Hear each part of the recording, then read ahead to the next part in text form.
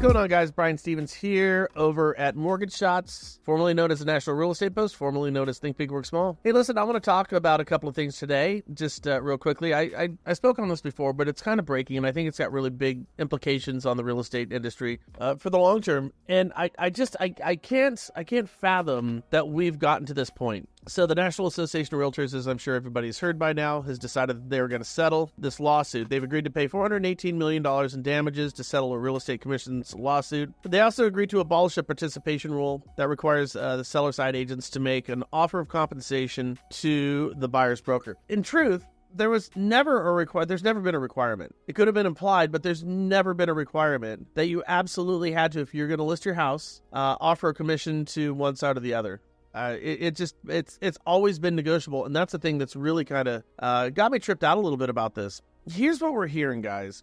That according to the National Association of Realtors, the settlement brings an end to all of the litigation claims brought by home sellers. However, the lawsuit filed by homeowners known as Batten 1 or Batten 2 is going to continue. I think here's where everybody's missing the boat when I'm talking about NAR and large brokerages out there in all of our multiple listing systems across the country. These lawsuits aren't going to stop. I don't understand how they feel that a certain level of capitulation is going to make things better. It's kind of like a bully in a lot of ways, right? I mean, what stops a bully? Yeah, socking a bully in the nose is the way to stop a bully. And make no bones about it that what's taking place here is bullying. They had to fight back and they chose not to.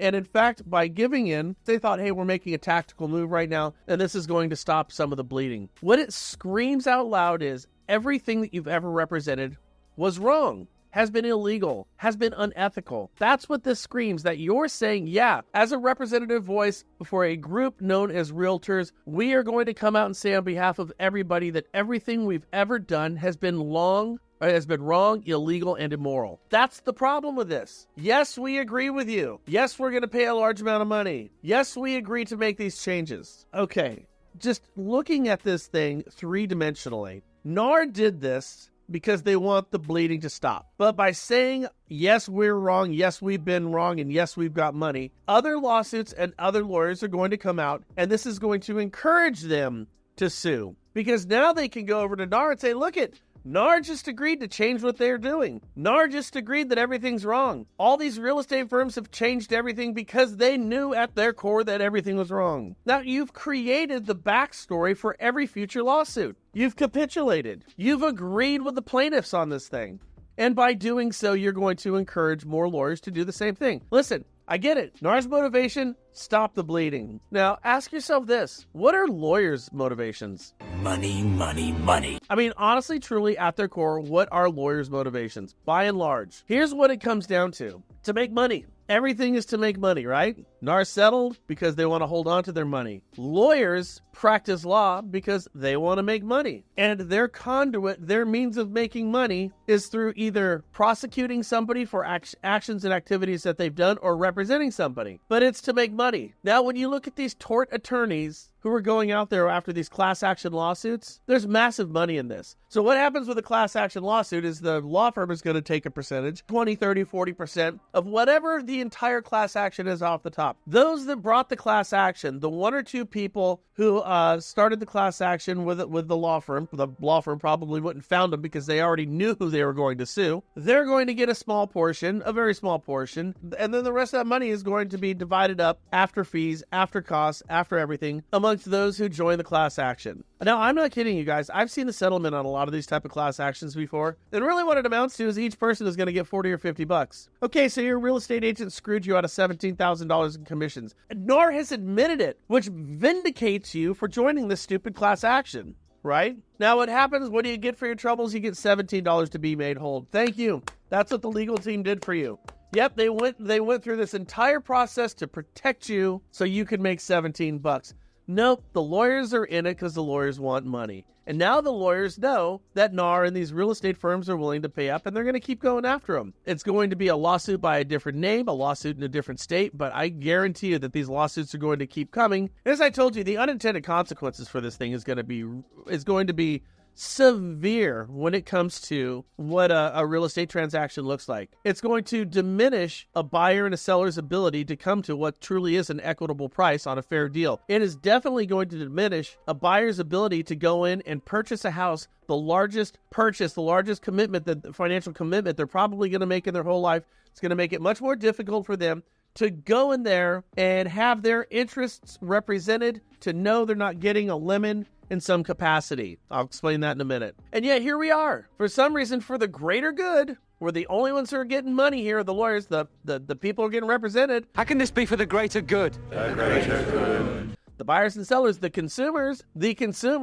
they're getting the freaking shaft in this thing. The lawyers are making money. NAR's getting the shaft, but they brought this on themselves. But here's the other thing. Who's the other interests in this party, in these lawsuits, who stands to benefit, who stands to profit? It's very, very simple here, guys. And again, I have been screaming this for years and years and years. If we truly, as most folks are starting to speculate, that billions of dollars in potential commissions are going to be lost, they're going to get washed down the drain. Billions with a B. Much to the benefit of consumers, right? Well, no, because they're still going to spend that money somewhere else. But those commissions going to those real estate agents are going to go away. The number of agents in the industry are going to go down. The number of people having a decent representation on a buyer side on a transaction is going to go down. Okay, that's going to happen. That is an intended consequence from other interested parties. See, what happens is when all these real estate agents, these buyer side agents, vacate the field, these community-based real estate agents. So we put them all out of work. So now you got a bunch of unemployed people in your community. But you see, here's the thing. They're going away, they're creating a vacuum, but it's not going to be left unoccupied. Billions of dollars. Billions. The Urban Institute says billions of dollars are going to be saved and recovered from real estate agent commissions, and this is to be applauded. Sellers are going to make more money, keep more money, earn more money on the sales of their properties, and that is to be applauded. No, it's not.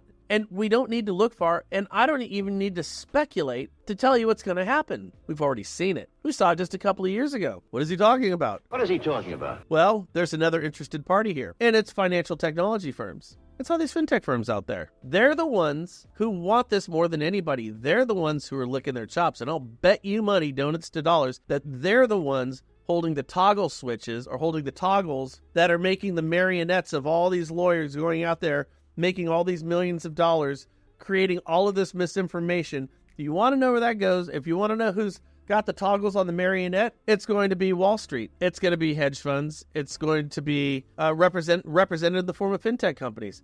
You remember just a couple of years ago, guys, Zillow's a marketing platform. They aggregate properties and they're a marketing platform. People look at properties and then they take those properties and then they sell the leads off to real estate agents.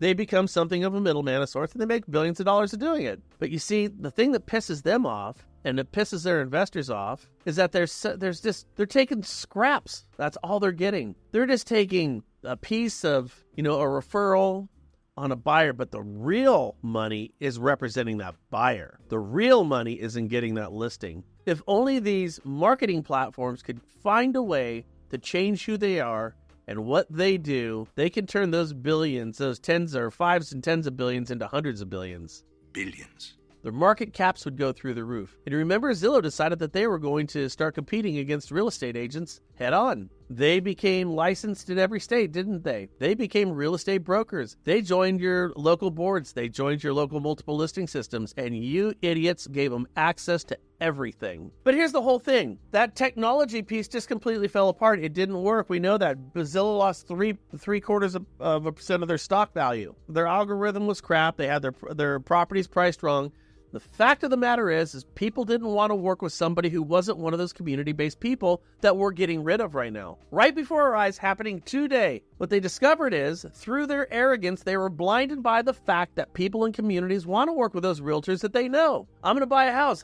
You know what? I'm going to call Sally down the street because our kids, they grew up together. They went to school together. We've known each other for years and years, and I trust her implicitly. She's been doing this a long time, and I know her, and she's got a good reputation, and I'm going to go use her. You're never going to beat that. Zillow never had a chance. They were blinded by their arrogance to think that they could. Their technology, how stupid we all are. Oh boy, they're going to come in here and just steamroll everybody. And it didn't work, and they almost bellied up. Look at Open Door. Same right? You could go over there. You don't need a buyer's agent. You don't need that. Not when you go to Open Door. No. It's just click and go. You can buy a $500,000 house as easy as you could buy a pair of Crocs on Amazon. Well, ain't that nice? Here's the problem. Buying a house ain't buying a pair of Crocs now, is it? I don't need to get my Crocs appraised. I don't need to get them inspected. I don't have to find out what deferred maintenance is. I don't have to negotiate the closing costs and the taxes on my Crocs now, do I? Yet technology firms like OfferPad and Open Door, to a lesser extent Redfin, they all tell you don't need that representation. It's just like buying a pair of Crocs. And what happened with them? Took a dump. You know what? Their investors were pissed. Our technology reigns king over here. It's better. Why aren't you running and flocking to us? You owe us that. But it didn't work. You see, when Zillow almost bellied up, their investors, who are represented by who have hundreds of billions of dollars, they weren't happy with your decision making, and they weren't happy to lose a fight where they thought the fix was in. The Open Door investors didn't like this either. No, not at all. So what do? Let's make an all-out, systematic, point-by-point assault on every fabric, every component, every piece, every spot in a real estate transaction and attack anything a real estate agent does. We didn't get you the first time. That's okay. Now we know we have an adversary who's not going to go away, so we're going to have to really burn him to the ground. We're going to have to be like the Roman general who went into Carthage and burned and bulldozed everything down, salted the land, and then sent their priests out there and cursed it so nothing would ever grow back. That's what happened, and that's what's happening right now in the real estate industry. You see that vacuum from where these real estate agents are, where they're leaving, where they're vacating, because now their reputation has been run through the bud. So now they don't have the ability to go out there and represent people in their community who they know, like, and love in some cases.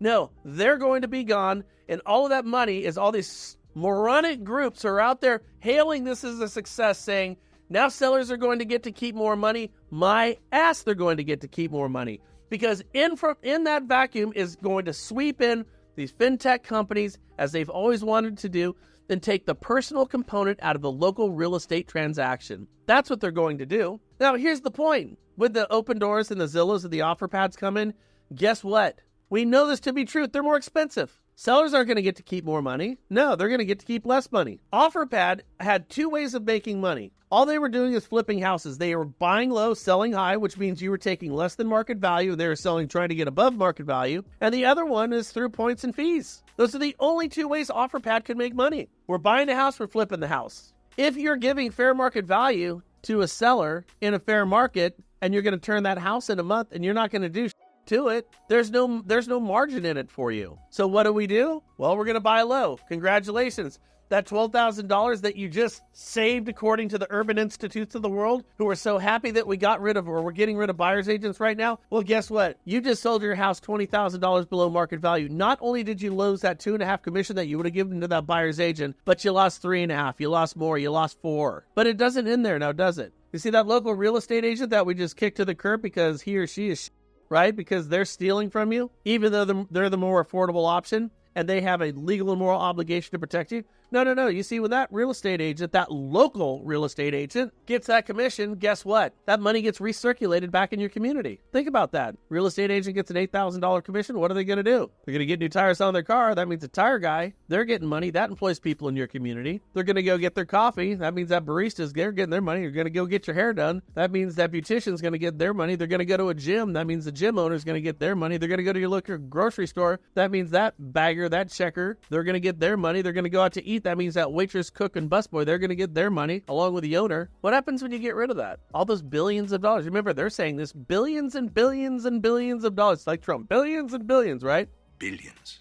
With a B. What's going to happen to those commissions? Those commissions are leaving your community too. That means you're pulling money out of your community. You're hurting every small business in your community. Because remember, these fintech companies who are going to go in there, and they're doing it as we speak. And when they go in there and they buy your house for 10% below market value, which will cost you more. And when they sell your house and they hose that buyer because that buyer has no representation, and you're going up against a multi-billion-dollar corporation who has now, ironically, become the only show in town. They're going to hose you to death. Buyers are going to pay more, sellers are going to get less. Profits are going to increase, but it will not go to your local real estate agents. Profits are going to go up. We've already seen it. They've already done it, and it didn't work. We already know it. But you see, when that money comes in, those more billions and billions of dollars, they're not getting recirculated back in your community now, are they? that money's actually leaving your community. Kind of like what Zillow's done to shopping malls. How's your shopping mall doing in your local community right now? Doing pretty good? No, everyone's buying online. I'm not making that argument.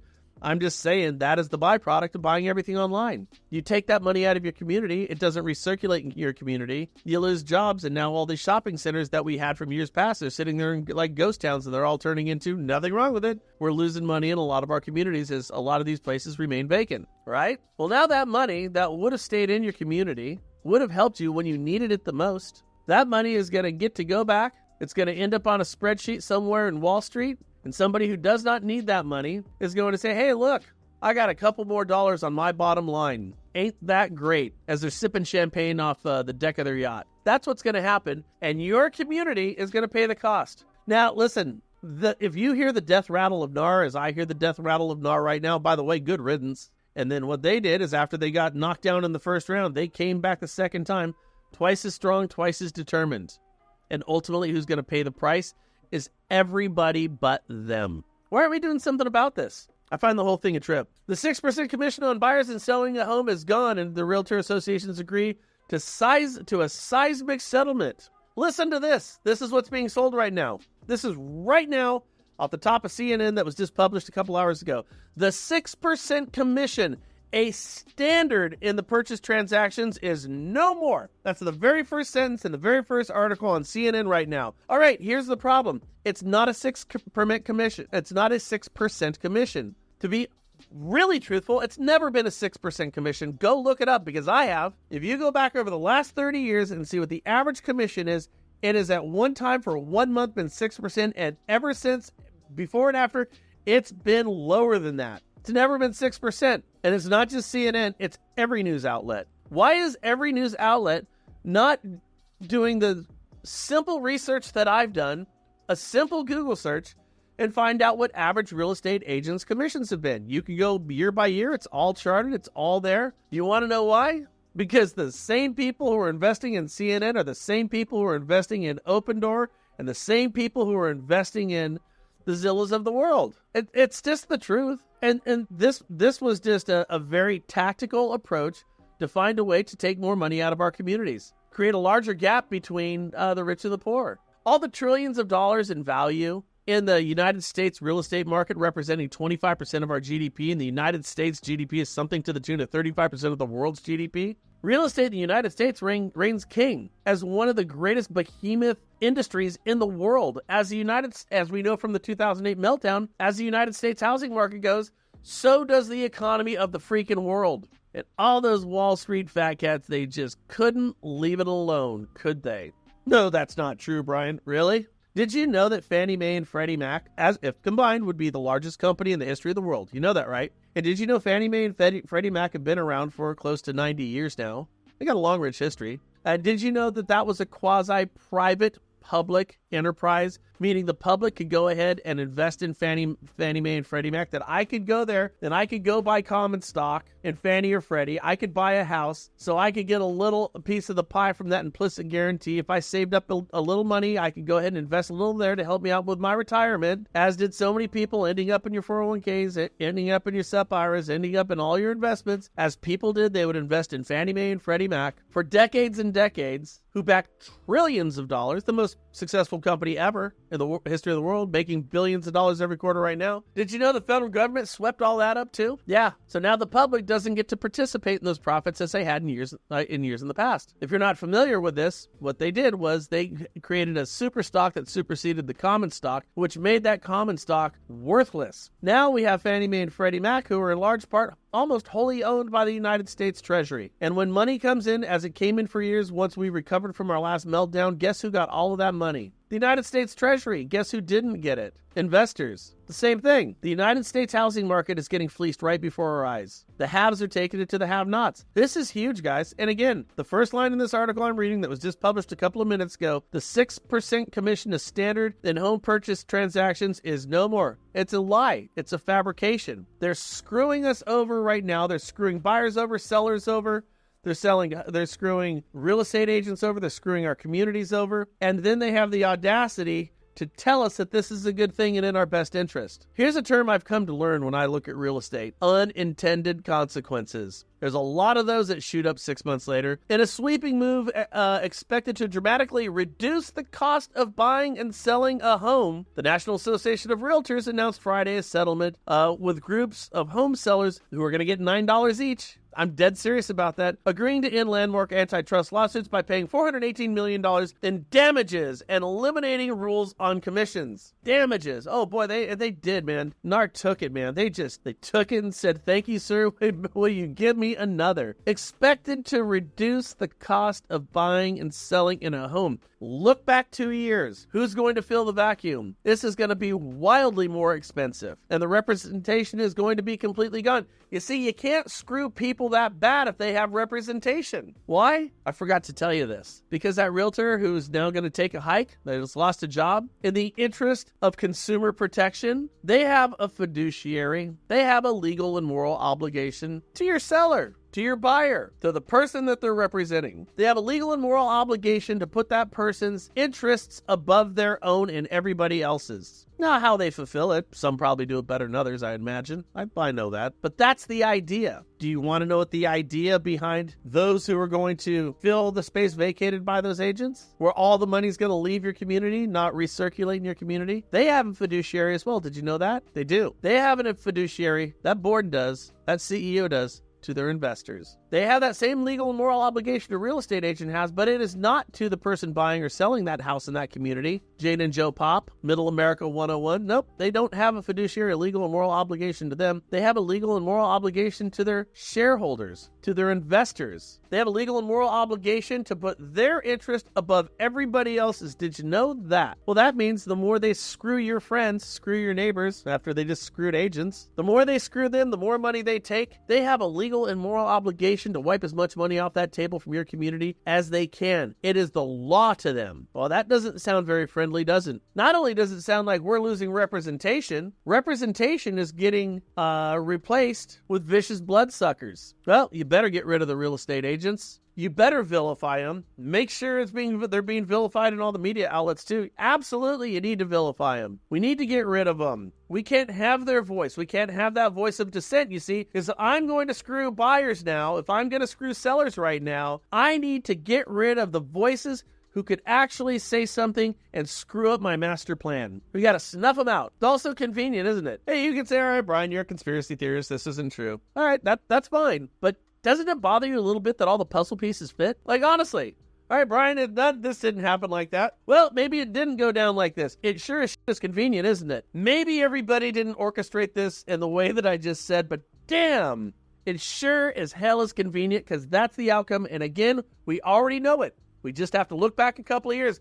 I'll tell you, when did it happen? Here's what you need to do. It's really this simple. Go back, pull up Zillow stock, pull up OfferPad, pull up Open Door, pull all these fintech companies who tried at the same time to go in and jump into the real estate space because they were going to be real estate agents because technology reign kings, and everybody else is an idiot because technology reign kings, and they have all the money in the world.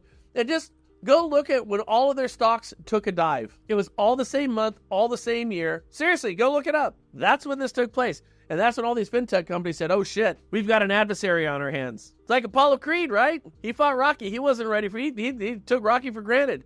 Then Rocky goes and lays Apollo Creed on his ass, and he gets up and in the second round says, hold on a second here. This guy means business. And that's what realtors showed him. By some estimates, real estate commissions are expected to fall 25 to 50% according to TD Cowen Insights. This will open up opportunities for alternative models. This will open up for opportunities for alternative models of selling real estate that already exist but don't have much market share, including flat fee and discount brokerages. Shares of real estate firms Zillow and Compass both fell by 13% Friday as investors feared the lower commission rates for agents could lead to less business for these real estate platforms. Here's what you want to do. Go buy Zillow stock right now. It's going to go through the roof. They're going to make out like bandits in this thing. I'm not giving you any investment advice. But isn't it interesting? I mean, they come out here and say, real estate commissions are going to fall, and this is going to open up opportunities for others. Yeah, no shit, that's going to open up opportunities for others.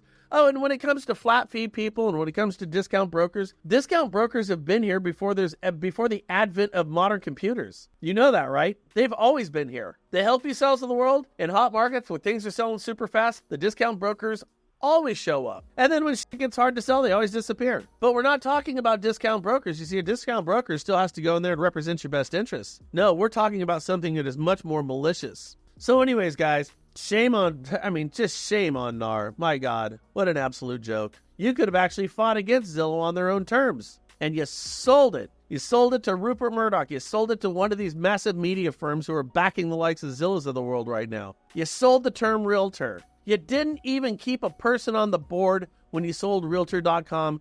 You just let Rupert Murdoch and his whole group of folks over there, you gave them carte blanche to do whatever the hell they wanted to do, including continuing to fleece money out of your real estate agents' pockets. Shame on you. I'd like to see the higher-ups who've taken the vast majority of money over. I want to see what all the presidents and CEOs and VPs over there at NAR. I want to see what their investment portfolio looks like. I'm dead serious. I do. I'd love to see it. They double dipping? Are they fleecing the association of money and then going and investing in the competition because they saw that as the future of real estate and just were the ultimate manifestation of Judas? I'd like to see it. For the average price American home for sale, $417,000. Sellers are paying more than $25,000 in broker's fees. Bullshit. Those costs are passed on to the buyers, boosting the price of the home in America. That fee could fall by between $6,000 and $12,000, according to TD Cohen. You want to know why prices are high? It's because we don't have any inventory. You want to know why we have appraisals? So people can't overpay for properties. You want to know why just a couple years ago we vilified appraisers and overnight every appraiser became a bigot and a racist? Did you see that? Remember that? Overnight? Well, because there was an alternative on the table. All of our drive-bys, all of our algorithms to go out there and take the human element out of the equation and automate the whole process. Who do you think wants that the most?